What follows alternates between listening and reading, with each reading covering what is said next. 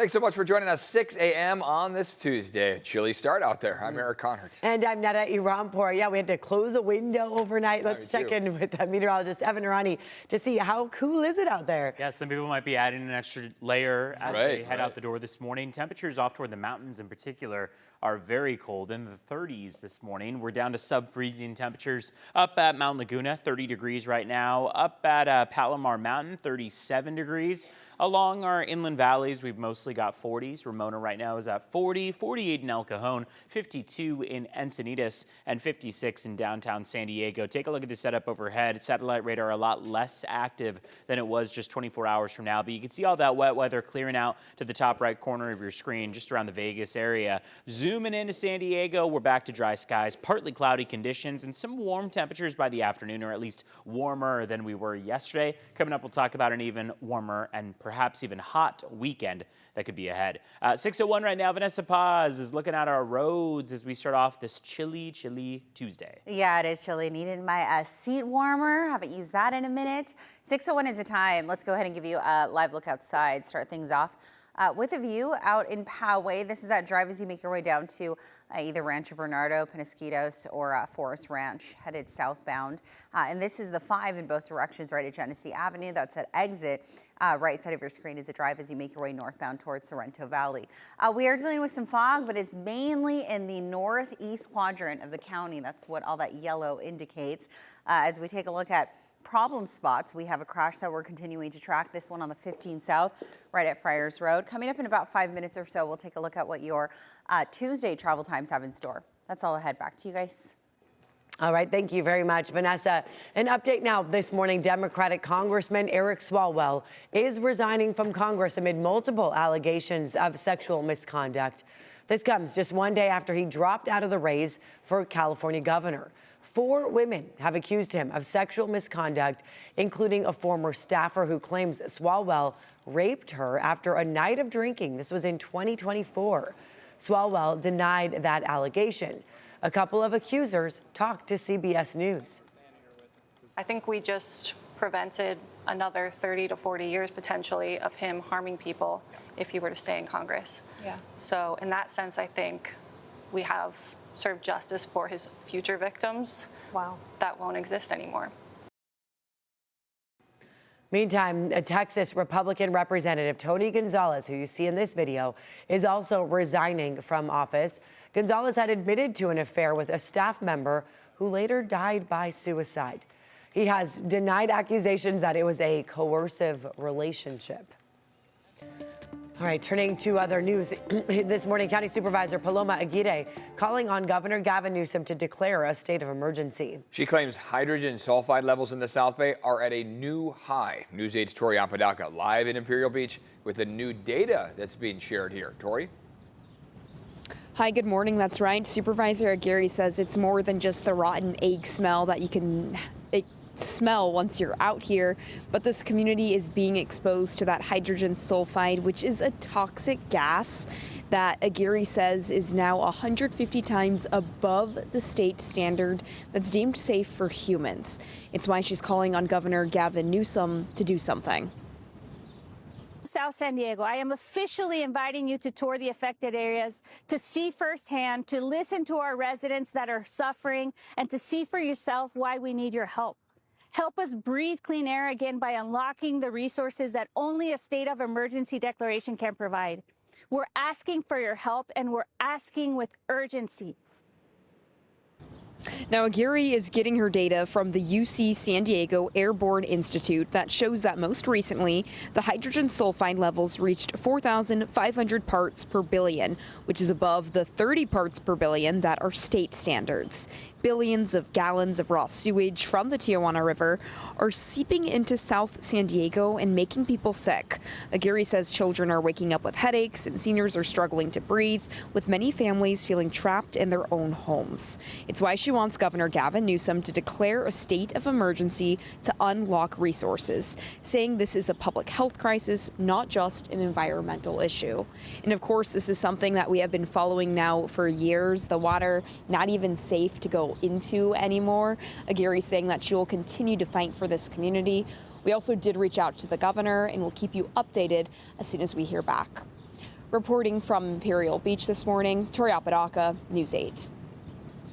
Tori, thank you. Today, the San Diego City Council could vote to keep Mission Bay Park free of residential development. This comes as questions grow over how California's surplus land law could impact our waterfront. News 8's Chris Grow live at Mission Bay Park this morning to tell us about the efforts to protect that area. Chris.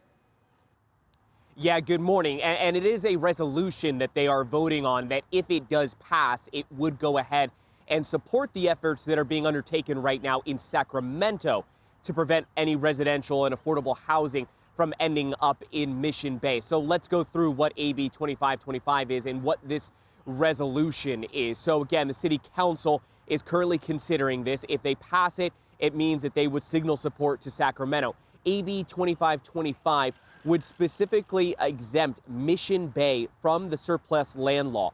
Now, that surplus land law applies to Mission Bay because there are some buildings and businesses here that had their leases expire with the city. And what that did is it triggers the surplus land law, meaning that once that land becomes available, in order to try to solve affordable housing, it would go to developers in sort of a first come, first serve for negotiating that land and trying to put and build housing there. Now, a number of people believe that Mission Bay is not an appropriate place for any residential housing, especially hundreds of units. Take a listen to what Assemblymember Chris Ward, who authored AB 2525, had to say about this. Have Mission Bay that we all love and we all use as a dedicated regional resource. It is not meant for housing, right? It's wetlands, it is marinas, it is recreational.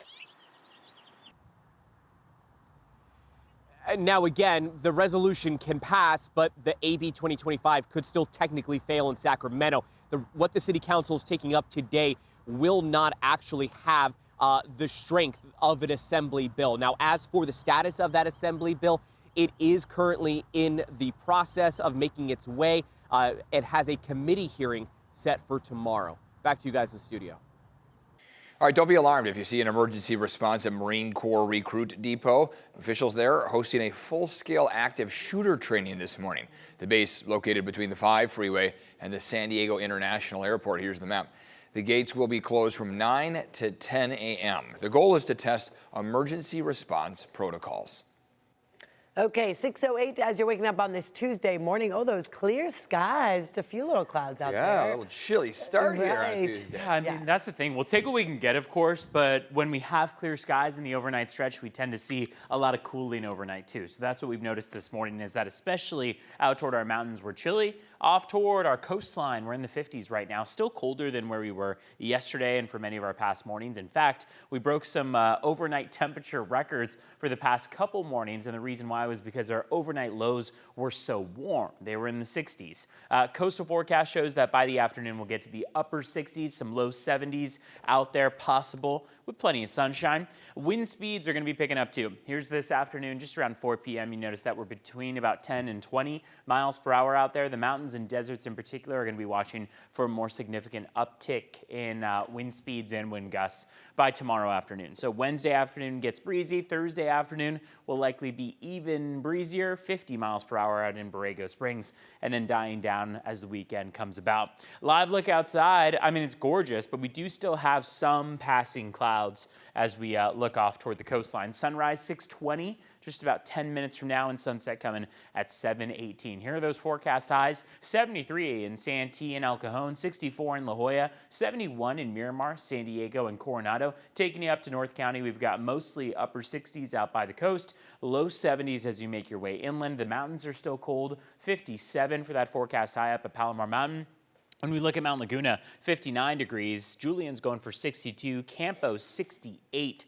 Along with Alpine. And then there's that 10-day temperature trend where we'll notice that offshore winds will start to pick up by the weekend. Friday through Sunday, we get a nice climb in those temperatures. And then as early next week comes about, those temperatures cool once again to the 70s. It's 6:10 right now. Vanessa Paz checking in on how traffic looks this morning. What are our roads looking like? They're shaping up really nice for the most part. In fact, let's go ahead and give you a live look at them. This is the 15 in both directions right at Poway Road. Right side of your screen is that southbound drive. You can see that, yeah, we're probably averaging anywhere between 65 to 70 mile per hour speeds there. We're also in pretty good shape if you're making your way either in or out of the Sorrento Valley area. headed towards either La Jolla or UTC. That's at Drive southbound on the left side of your screen, and that off-ramp exit to Genesee Avenue. Here are our traffic maps, and you notice a lot of yellow in the corner, the top right corner. That's indicating where we're seeing some dense fog this morning, so keep an eye out for that. It's east of Ramona. And continue to look out for this, a crash on the 15 South right at Friars Road. That may slow things down if you're making your way, let's say, in from Tierra Santa headed towards Mission Valley or the Kensington area. 10 minutes right now if you're traveling southbound in from Oceanside and Escondido, about 69 to 70 mile per hour speeds there. If you're traveling in from the East County headed west, 3 to 7 minutes on the 94, the 8, as well as the 52. And here's what we're seeing coming in from the South Bay. No major issues nor delays. I know this is always red. Coronado Bridge downtown to Coronado, but this is pretty average in terms of the overall drive time. 5 minutes it'll take you to get to the old toll booths. Yeah, that's about right. So average speeds on the 5 and the 805 this morning, about 65, 70 miles per hour. Let's go ahead and switch gears and take a look at your border wait times and see what we're working with. Ouch, it's a pretty long drive coming across from San Ysidro's port of entry. A little bit of improvement if you use Otay Mesa as an alternate entry. Right now it's about 90 minutes, so an hour and a half coming across from there.